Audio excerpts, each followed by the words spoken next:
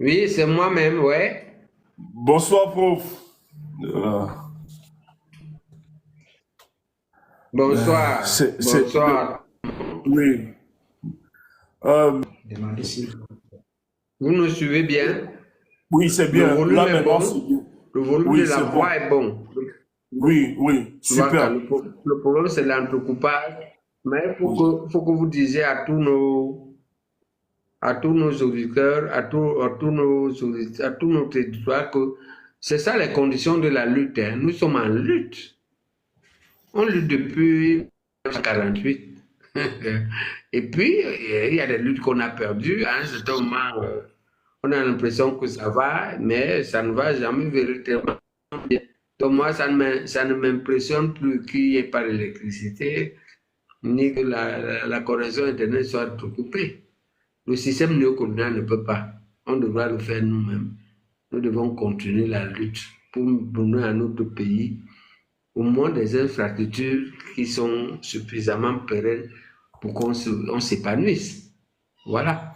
C'est ça l'indépendance incomplète. C'est comme ça qu'on l'a dit. C'est ça.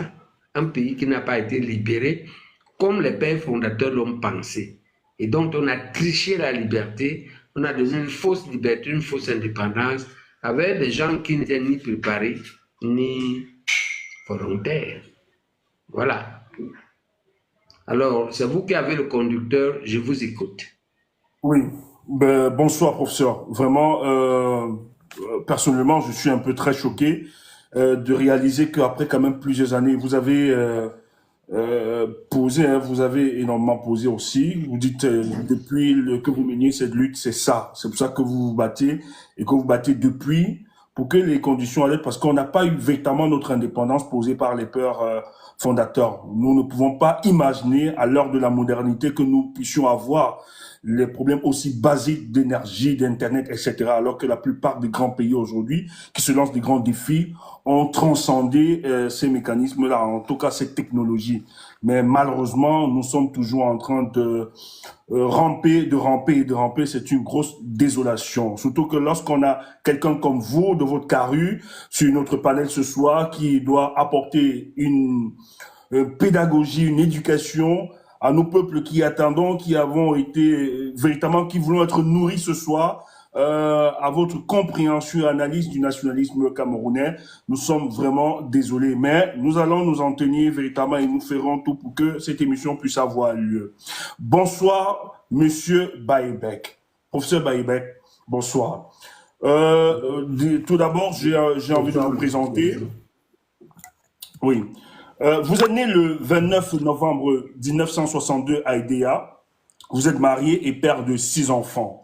Votre étude primaire, vous avez commencé à l'école primaire Sacré-Cœur de Nouvelle et vous avez obtenu votre certificat de fin d'études primaires en 1976. Après, vous aviez continué pour votre étude secondaire au collège Saint-Michel de Douala où vous avez obtenu votre BEPC en 1980. Et vous avez décidé de continuer au lycée polyvalent de Bounaberry où vous avez obtenu en 1983 votre baccalauréat. Par la suite, vous continuez vos études universitaires au CUS, Faculté des sciences et de la santé. Et vous poursuivez votre formation en Suisse et en France pour vous spécialiser entre 1996 et 1999 en chirurgie orthopédique et traumatologie. Aujourd'hui, vous êtes professeur agrégé en chirurgie orthopédique et traumatologie. Vous êtes écrivain. D'ailleurs, vous avez commis un livre, un récent livre, Hamburger, c'est quoi, dont nous aurions l'occasion d'en parler fortement. Mais il faut rappeler que vous aviez publié plus de 50 articles scientifiques dans des revues internationales prestigieuses telles que Orthopediatica Belgique, Foot and Hank et plusieurs autres. Hein. Et pour votre engagement, ce qu'il faut aussi rappeler, comme petite anecdote que nous avions suivie, dans votre rêve, vous rêviez de devenir un mathématicien, mais il semblerait qu'après le décès d'un de vos professeurs dont vous avez beaucoup d'admiration, par accident, vous aviez décidé finalement d'opter pour la médecine. Peut-être vous allez entrer dans des détails.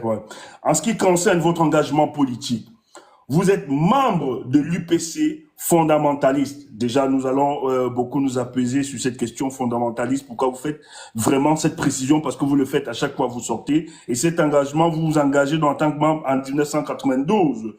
Et il faut rappeler que vous avez été député suppléant de Monsieur Pierre Sendé dans l'arrondissement de Matom dans l'Union et Kelly.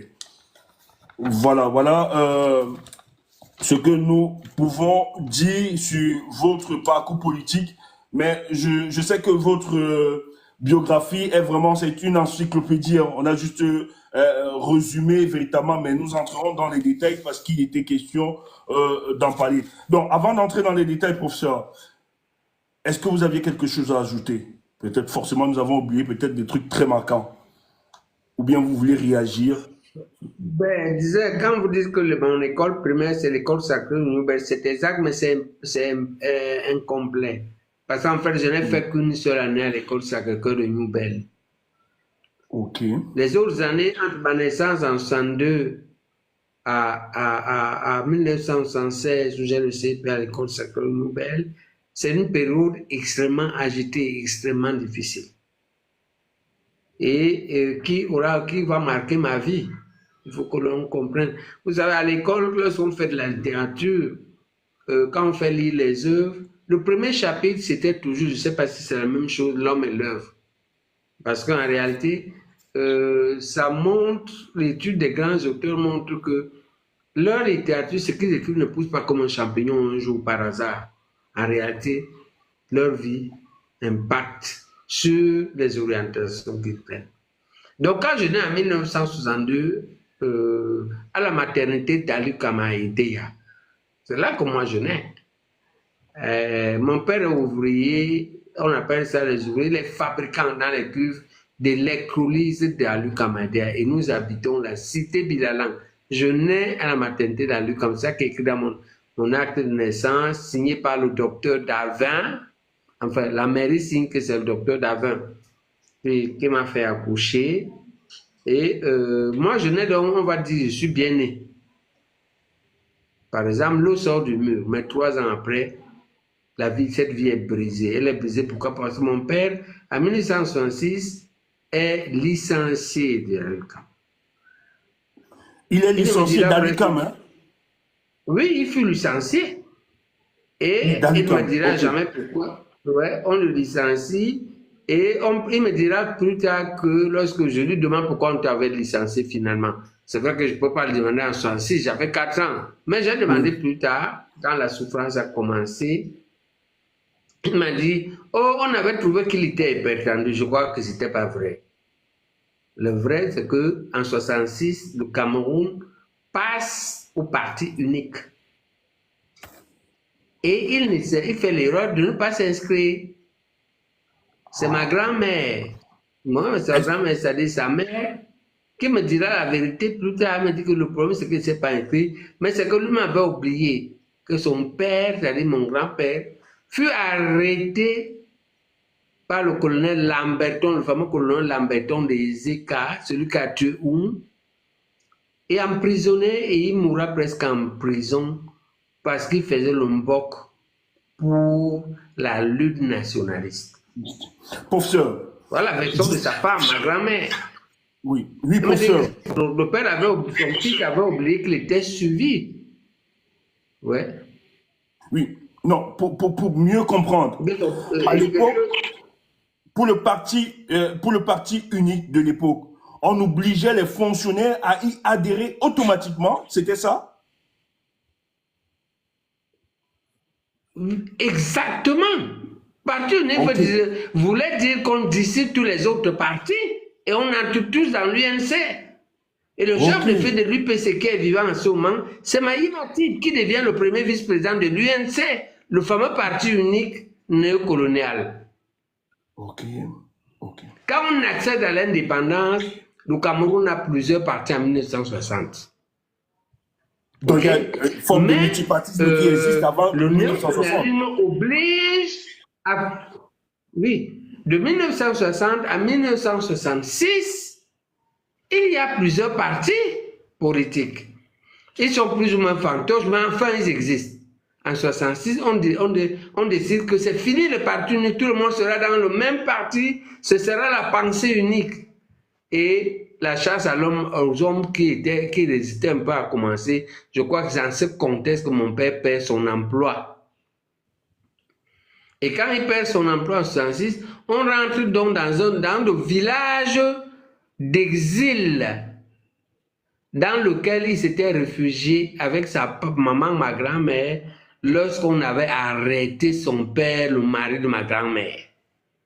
Ce village-là est à 10 km de Manga et à 51 km de Douala en chemin de fer. Il s'appelle Kombe. Là, quand vous quittez Douala pour aller à Manga ou vice-versa, vous arrivez à un endroit qu'on appelle Pendamboko. C'est mon père qui a créé ce village. Cette terre est la terre des ballons. Mon père n'a rien à faire là-bas. Mais c'était le village de refuge quand on a arrêté son père. À l'époque, dans les années 50. Et c'est là-bas qu'on rentre en 66. Son père est déjà mort. Ma grand-mère s'est établie là-bas. On rejoint la grand-mère dans un village sans école, sans dispensaire. Et mon père devient mon premier instituteur, puisque quand jusqu'en 66, je crois qu'en 65, il me met à l'école maternelle d'Aluka Maïdea. Il perd son emploi, je suis obligé de partir avec lui et ma mère et toute la famille. On va donc s'exiler à Kombe. On reste à Kombe et de fil en aiguille, après avoir pris les cours de mon propre père qui était un instituteur bénévole, parce qu'il avait là-bas créé l'école bénévole du village, et il me met finalement à l'école Saint-Kizito de Maleke, qui lui est 15 km, Maleke 18 km en amont. C'est-à-dire en allant dans le sens de Douala, dans cette école-là. Le village Maleke est par hasard, très mythiquement, là où le monseigneur Ntogmon avait oublié Wandje et son staff au moment de l'essai de leur exfiltration en 69. Quand ce village-là, Malek, est un village mythique, c'est là où je me familiarise à la rébellion. Parce que la rébellion qui est dans les brousses, là-bas, vend des produits de la brousse. La rébellion fait de la chasse, donc elle a des poissons fumés, elle fait du gibier fumé, elle fait la pêche, elle a du poisson fumé, elle fait de la vannerie, elle a des paniers à vendre, elle fait de la cueillette, il y a les fruits de bus à vendre. Et elle est en trafic, c'est en fait une sorte de contrebande avec les femmes, les bayamselam du village. Entre les rebelles qui ont les produits en brousse à vendre et les vendeuses qui sont les bayamselam, c'est les écoliers, nous, du village, qui faisons le trafic contre quelques sous et quelques avantages. C'est-à-dire que quand on va au ruisseau, au barigot, le soir pour puiser l'eau pour nos familles, on sait où on va aller déposer prendre la marchandise que les rebelles ont laissée, on sait où on doit déposer leur argent et leurs vivres que les bayams nous ont donné au village. Elles nous donnent du sucre, du café, du sel. Et de l'argent, on dépose à un endroit et on va à un autre endroit, on prend la marchandise qui est la contrepartie. Et pour vous le faites à l'âge de quel âge? On se dépose notre argent et les bayams nous donnent notre argent. Pardon? C'était à quel âge quand vous le faites à cette époque? Vous aviez quel âge? L'argent qu'on a. C'est 67-68. J'ai entre 5 et 7 ans. Wow. C'est à ce moment-là que cette période de la vie, j'ai entre 7 parce que mon père est plus ou moins au courant de ça. En tout cas, sa mère sait, ma grand-mère sait, parce qu'elle est un peu bayamselam aussi, où elle l'est fondamentalement. Mon père passe pour des problèmes, des raisons familiales et pour des raisons qu'il n'est pas d'accord que je m'inscrive dans ce trafic. C'est risquant. Mais s'il peut là, il m'amène donc dans ma deuxième école, qui est l'école catholique de Mva, dans le pays Eton, après à 20 km 15 km de Okola. Il y a une école là-bas, on appelle l'école catholique de Mva. C'est là que je fais l'asile en 69. La deuxième fois. Et pourquoi il m'amène là-bas? Parce que sa soeur cadette, ma tante, y est mariée. J'ai donc dans le pays et tout 11 ou 12 cousins germains. Là en bas, on appelle là-bas Toubassi. Et je fais l'école, cette école jusqu'au cours le matin 1. Mon père vient me chercher quand la rébellion se calme. Et la rébellion se calme quand? Elle se calme en 72. Après l'exécution de Wandi en 71. Oh. Voilà la suite des événements. Et donc maintenant de 72 à 76, mon père 75, mon père m'inscrit, vous allez lire dans mon livre, à l'école catholique, à l'école publique de Mouyouka. Mouyouka à 5 km de Manga. Sur le passage à niveau, le seul passage à niveau, je crois qu'il y a 2 passages à niveau entre Douala et Manga. Le premier est devenu un tunnel à Souza. Mais l'autre est resté. C'est un vrai passage à niveau sur terre. À Mouyouka, il y a une école de l'autre côté du passage à niveau. C'est mon école, l'école publique de Mouyouka. Là, je fais le cours élémentaire 2, le cours moyen 1. Le cours moyen 2, c'est écrit dans mon livre. Et cette année, en 75, je rate le CP. Toute la classe a raté le CP.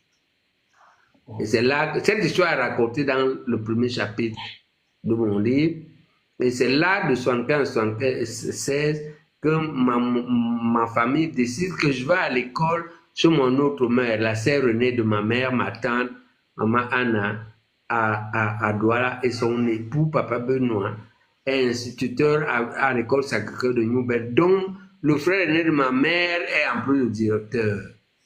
Okay. Ils me prennent en charge, et c'est là que je passe je redouble le CM2. Et puis, je passe le CP, le concours, j'accède au collège. Donc, cette période difficile est souvent occultée. Pourtant, elle marquera ma vie à jamais. Elle marquera mon engagement politique. Parce que moi, j'ai vécu dans la chair les difficultés les conséquences et les difficultés de la rébellion. Je l'ai fait, je ne crois pas que lorsque je fais le trafic en Malais, que je suis véritablement conscient des risques que je prends. Mais je sais, puisque ma grand-mère me dit que le régime est mauvais, c'est un régime, bon, un peu, elle a une rancune, parce que ce régime a tué son mari. Il faut d'accord. C'est pourquoi elle a cette rancune-là en tant que femme. Ma grand-mère n'avait jamais oublié.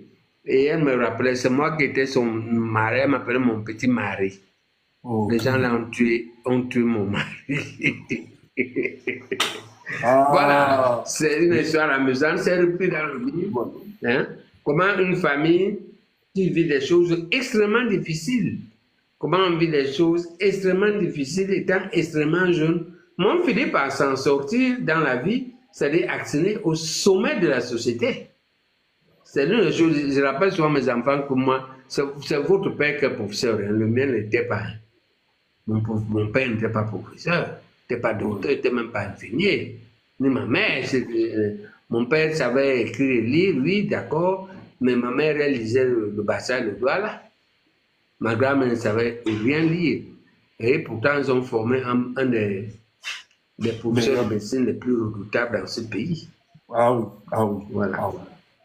Non, vraiment, l'histoire... Ouais. L'histoire, elle est quand même très alléchante. On a envie de vous écouter, parce que sur la dimension historique, ce que vous essayez de transmettre est tellement chargé. Et d'ailleurs, nous comprenons que ce sont ces prérequis qui conditionnent justement votre devenir par après. Mais moi, je vais juste m'attarder justement sur votre engagement politique.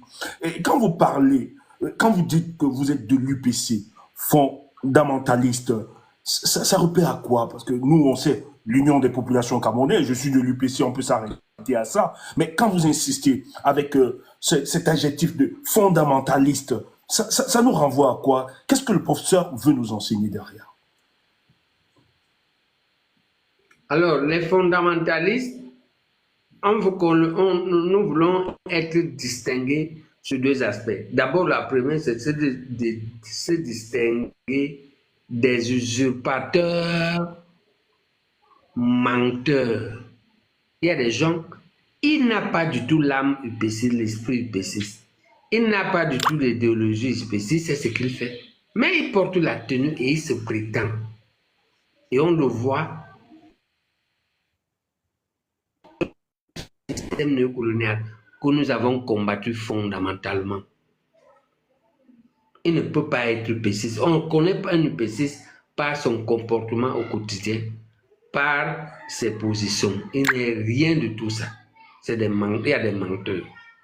À côté d'eux, il y a d'autres qui sont UPCistes. Mais en quoi fondamentalement? Le groupe le plus respectable que nous combattons, c'est le groupe des UPCistes manidémistes. Ce que nous reprochons au manidème, c'est que le manidème a, dans le fond, rejette la primauté et l'inauguration de la lutte nationaliste par Ruben Oumyobé. Or pour nous, Ruben Oumyobé est le fondateur de la lutte nationaliste structurée et rationnelle. La lutte structurée et rationnelle est différente des luttes par révolte.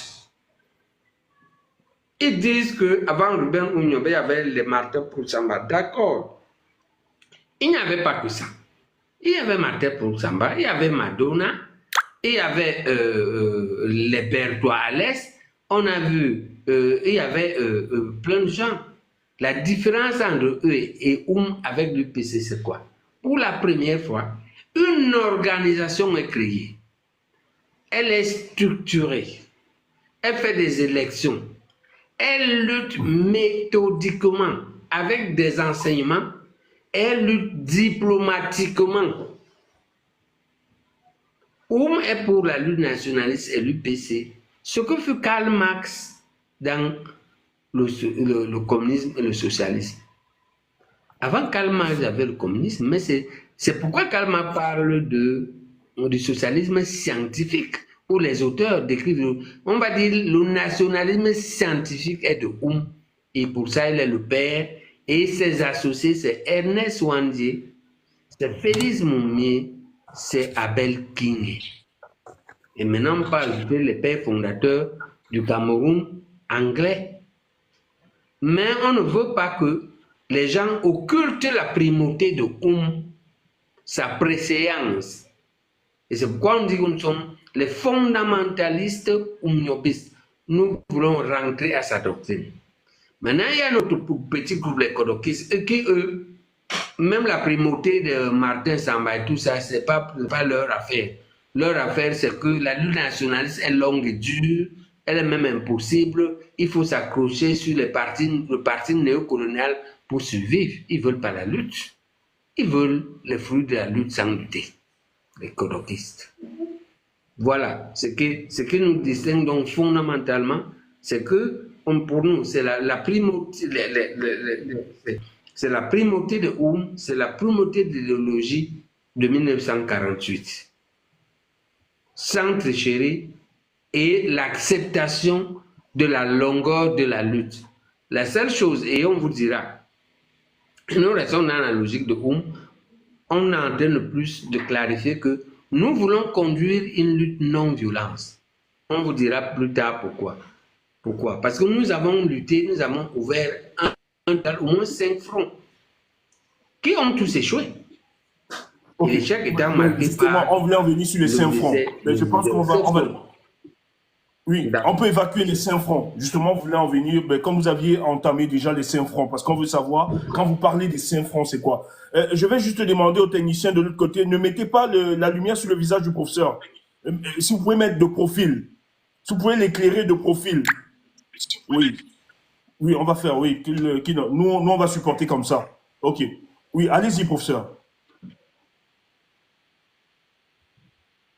Alors, pour expliquer ça bien comment, il faut savoir que était fondamentalement un partisan de la lutte non violente. À la manière, on va dire, de Martin Luther King ou de Gandhi. C'était ça sa position personnelle. Il n'a pas prévu, et pour lui, on devait arriver à l'indépendance sans effusion de sang. Bon. Dans une autre occasion, on discutera cette hypothèse. Ok. Mais comment est-ce que l'UPC entre dans la violence donc? L'UPC entre dans la violence par une succession d'événements de mai 55. La première, parce qu'on est en train de faire la méthode de la lutte non violente, dans laquelle il y a des choses comme la grève, la désobéissance civile. On est en mai 55. Le colon qu'on nommait à l'époque Roland Pré, qui vient du Vietnam, où la France a eu un échec catastrophique dans le Dien Bien Phu. Roland Pré se venge sur les Camerounais, il tire à bout de temps. Il y a près de 120 000 morts. La conséquence, c'est qu'il décide de suspendre l'UPC. Il suspend également la JDC, l'organisation des jeunes, et également l'UDFEC, l'organisation des femmes. L'UPC devient donc un parti interdit. Et il lance un mandat d'arrêt contre C'est quoi le mandat d'arrêt contre Le mandat d'arrêt contre c'est que il vient réveiller Roland Pré, un vieux conflit que avait eu avec le préfet d'EDA au retour de l'ONU de 1954. Oui. C'est quoi le conflit? Le conflit, c'est que on vient expliquer au peuple à son benguet les résultats de sa mission à l'ONU. Le préfet d'EDA décide, il veut faire ombrage à ces réunions de il convoque aussi une réunion. Elle est désertée, tout le monde va à la réunion de Il va attaquer en justice pour outrage à fonctionnaire. L'affaire chauffe. Quand l'affaire chauffe, avant qu'on ne décide de condamner le haut commissaire d'avant, Roland Pré, il s'appelait quelque chose comme, je me souviens de son nom. Il dit que l'affaire s'arrête là. C'était le président. Roland Pré vient 2 ans après lui. Il révèle l'affaire. Et il condamne et il veut l'arrêter. Donc l'UPC interdit et contraint à la clandestinité. Voilà ce qui se passe. Comment l'UPC entre dans la rébellion. Et la rébellion armée, c'est exactement le 12 décembre 1956. Qu'est-ce qui se passe? Comme on veut voter la loi cadre pour avoir une demi-indépendance, Gaston Defferre propose à De Gaulle de le faire par une loi. On veut qu'on non vote. L'UPC lance un mot d'ordre de boycott. Et beaucoup le boycott marche. L'UPC décide, le CNO s'écrit. On crée le CNO, le commandement national opérationnel, qui est la branche armée. Elle décide de couper les routes et de tuer ceux qui ne veulent pas exécuter le mandat. C'est comme ça que les premiers tués dans cette affaire, c'est les UPCistes. C'est le docteur Malangué et M. Mpouma. Ce n'est pas les colonialistes. Ce n'est pas les collaborateurs. C'est les UPCistes. C'est les UPCistes. Et donc, c'est comme ça qu'avec le CNO, l'UPC entre dans la rébellion contre la vie de C'est le premier front. Mais on perd cette guerre le 13 septembre 1958 au 17 août. Le deuxième front s'ouvrira en juin 61. C'est Wandé qui ouvre celui-là. Wandé ouvre ce front. Ce front dans le Mungo. Ce front durera jusqu'en 70 au moment où on l'arrête. Le troisième front entre les deux, il y a un front que Sénat avait ouvert en mars 66 à l'est du Cameroun.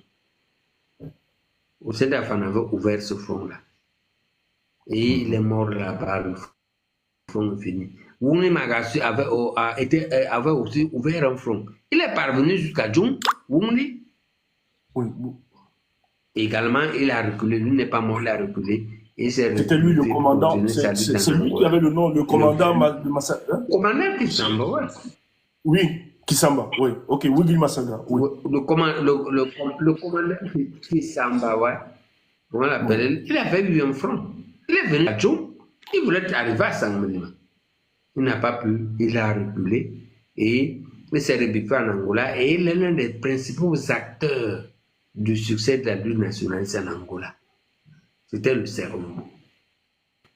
Donc voilà, et puis on a eu les derniers fronts résiduels de la Sangha maritime, les fronts de Yedna Libre de Makandepou. Voilà les fronts que nous avons. Sur tous ces fronts, vous regardez le bilan, c'est des milliers de morts, des milliers de blessés, c'est l'arrestation ou l'assassinat ou les deux dans chaque front. Des chefs, on a perdu le chef. C'est sur cette base-là qu'on dit pour deux raisons. La première raison, c'est celle-là, c'est que la lutte militaire ne nous a rien donné, ou pas grand-chose. Deuxièmement, moi je ne trouve pas de leader pour mener cette lutte, je n'ai plus l'âge, je ne peux plus mener une guerre. Et troisièmement, on a de nouveaux outils pour lutter et gagner. Ces outils sont nombreux. Vous m'avez vu gagner les procès contre le système par des néocolonialistes au Cameroun. Même ministre, je les ai battus. Oui. C'est les luttes judiciaires. On peut mener la lutte médiatique. Vous savez à quel point c'est devenu redoutable. Et ce n'est pas redoutable parce que je suis fort. C'est redoutable parce que on peut dénoncer le pilier, l'outil essentiel du néocolonialisme qui en fait est une paramafia. Les paramafias comme les mafias ont pour outil essentiel de travail le secret.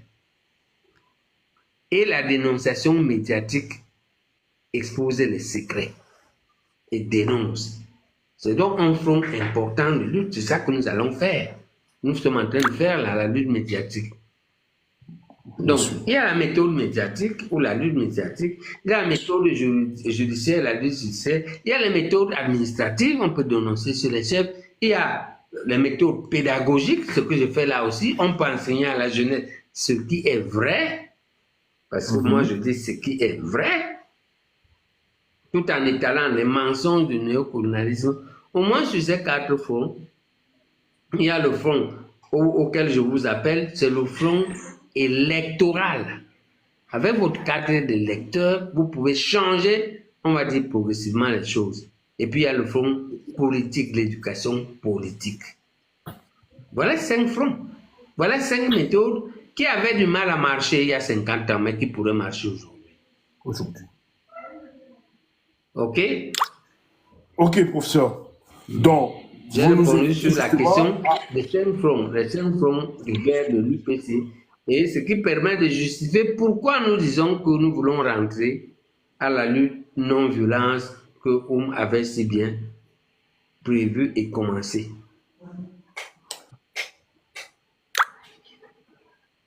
Mais prof, j'aimerais vous lancer quand même sur le dernier front dont vous évoquiez tout à l'heure, qui est le front électoral. Mais certains Camerounais ont l'attitude de dire que face à une dictature, il serait impossible justement d'engager ce dernier front. Et est-ce que c'est possible de renverser par ce front? Parce qu'il y a certains Camerounais qui sont pessimistes, et même africains, qui estiment qu'il faut engager d'autres fronts en dehors du front électoral, qui est un front qui relève purement de la fiction. Le problème de la lutte nationaliste, elle doit être comprise comme une lutte de longue haleine. Parce qu'on a des exemples historiques. La lutte pour que la Chine parvienne à ses résultats, elle a pris 400 ans. Pour appliquer les fondamentaux élaborés par Confucius, la Chine a pris 400 ans. L'ANC, avant d'appliquer le truc de Nelson Mandela, a pris presque 100 ans, en tout cas 80. Donc la lutte peut être longue. Ce n'est pas ça le problème. Le problème, c'est que quand une génération atteint un certain âge qu'elle ne peut plus, elle transfère le flambeau à la génération suivante. C'est ça que je voudrais faire par l'éducation. Enrichir votre culture de ce qui s'est passé dans votre génération pour que demain, quand je n'y serai plus, si nous parviendrons à la victoire finale avant, tant mieux. Mais si on ne parvient pas à la victoire finale, eh bien, vous continuez la lutte. Je le dis pour dire que la lutte est longue, mais ce n'est pas à cause de sa longueur qu'il faut se décourager. Et nous ne sommes pas le seul peuple qui va mener une longue lutte. Les longues luttes sont historiques. Première chose. Deuxième chose, les gens qui disent comme ça, c'est deux choses. Ils sont hyper pressés ou en culte Ils ne savent rien, leur tête est vide. Ils ne savent rien et disent des bêtises. Ils ne savent rien que ça veut dire. Ils ne savent même pas que la lutte est longue. Donc, Ça, c'est intéressant. ils n'ont pas lu les autres luttes. Moi, j'ai passé. Voilà. Première chose, première ignorance. Deuxième ignorance, ils ne savent pas que ils sont malhonnêtes pour transmettre le flambeau. On peut transmettre le flambeau. Ils n'ont pas de morale pour résister. Il faut savoir qu'on ne lutte pas pour nos intérêts personnels. Pour moi, c'est perdu. On lutte pour la justesse de la cause. Est-ce que c'est une cause juste? Oui, je lutte pour ça. Oui, elle peut ne pas aboutir pendant que je suis en vie. Mais ce qui est important, c'est de transmettre le flambeau. C'est ça qui est important. Non, c'est pour ça qu'ils disent ça. Et donc, parce que la lutte est longue, alors on demande ce que l'on veut, c'est vous former, c'est former la jeunesse pour vous transmettre le flambeau. Et ils parlent des choses parce que, comme ils sont gourmands, parce que même ceux qui ont à manger disent qu'ils veulent manger. Qu'est-ce qu'un médecin comme moi veut manger quoi? Qu'est-ce que je n'ai pas encore mangé au fond? Qu'est-ce que je n'ai pas vécu? Est-ce que ces gens-là pensent même qu'ils peuvent avoir joui de la vie comme moi? Vous savez ce que ça représente? Être dans un pays, soigner les gens pendant 40 ans. Vous savez ce que j'ai eu? Vous savez ce que j'aurai encore? Bon. Et donc, c'est la gourmandise, c'est-à-dire qu'on ne se fatigue pas. On a toujours envie de manger, envie de boire, envie de jouir. Et trop et à l'excès, au point à gaspiller. En fait, ils ne sont pas préparés moralement, ils n'ont pas d'argument. Ils doivent vous décourager la jeunesse. Donc, moi, je vous appelle à vous inscrire dans la lutte de longue haleine. Peu importe vous parvenez à la victoire finale ou pas. Ce qui importe, c'est que la victoire finale ait lieu un jour. Parce que de toute façon, on n'a pas de choix. On ne peut pas accepter que notre pays soit gouverné de la manière où elle est gouvernée. Que toutes les sociétés tombent, on ne peut pas accepter. Que toute la jeunesse ait les yeux à l'extérieur. Veut traverser le Sahara à pied et la Méditerranée à la nage pour aller à l'esclavage, on ne peut pas accepter. Et c'est la malgouvernance qui fait ça. On doit combattre cette malgouvernance avec d'autres méthodes, avec des méthodes qui nous exposent le moins, avec des méthodes qui permettent en même temps de mener simultanément la lutte et la vie. On lutte en jouissant, en vivant, mais on vit raisonnablement. On vit raisonnablement, pas trop. Il ne faut pas boire le vin jusqu'à devenir un soulard, ou manger au point de devenir un obèse, ou aimer les femmes au point de devenir un maniaque. C'est ça le problème. Vous avez droit à la jouissance, et l'un de notre but aujourd'hui, c'est de vous aider, vous tous. Dans un pays qui est plein d'opportunités, veillez à ce que chacun gagne sa vie. C'est le but. Et on va lutter en gagnant la vie pour que la vie soit meilleure encore pour vous ou pour les générations futures. On doit minimiser les risques et augmenter votre potentiel pour mener la lutte non violente. Pas parce qu'on a peur de la violence. Non. Sur le plan individuel, moi, j'ai plus peur de mourir. C'est pas ça le problème. Le problème, c'est que ça nous perd du temps. Et que les outils... Il y a même quelque chose qui arrive, l'intelligence artificielle. Vous savez ce qu'elle peut faire? Moi, j'imagine les choses qu'elle peut faire. Elle peut faire des choses terribles. Et eux, ils sont incapables d'être à jour parce qu'ils sont en train de jouer, ils n'apprennent pas. Hein? J'ai dépassé beaucoup de gens à l'université, seulement parce qu'ils ne sont même pas accrochés à la révolution informatique. C'est pour ça que je les ai doublés. Et donc, moi, je continue à en appeler pour dire, on va mener la lutte plutôt non violente. Elle a des méthodes, il faudra qu'on l'apprenne. Et la première étape, ce que j'ai dit dans le hamburger, c'est quoi? C'est-à-dire la vidéo et non pas le livre. La vidéo vous explique à quel point notre pays a des opportunités et que tout le monde peut s'organiser pour gagner la vie. Et le livre vous explique les prérequis qui permettent de pouvoir gagner sa vie. Merci. Merci, professeur, pour cette première partie. On va passer à la deuxième partie, mais avant de passer à la deuxième partie, on va prendre une pause d'une minute hein, pour que vous respiriez un peu et que les techniciens de l'autre côté, parce que il y a tellement nous sommes à près de 700 personnes qui vous écoutent en direct là, et des gens demandent qu'on veut voir le professeur être éclairé. On va juste demander aux techniciens de l'autre côté de voir comment faire pour l'éclairage. On sait que c'est Enéo, hein, c'est pas le professeur, ça ne dépend pas de lui, c'est Enéo, c'est la situation.